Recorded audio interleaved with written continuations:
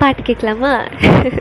இந்த உலகத்துலேயே நீங்கள் ஒருத்தரை அதிகமாக காதலிச்சிருப்பீங்க. ஏதோ ஒரு ரீசன்ஸ்க்காக நீங்கள் வேண்டான்னு சொல்லிட்டு அவங்க போயிருப்பாங்க. உங்களுக்கு சுற்றி இருக்கவங்க எல்லாம் கேட்பாங்க, அவங்களே நீ மறந்துட்டியான்னு. மறந்துட்டேனே அப்படின்னு சொல்லுவோம். அந்த மறந்துட்டேனேன்ற வார்த்தைக்கு பின்னாடி என்னெல்லாம் மறைஞ்சிருக்கு தெரியுமா?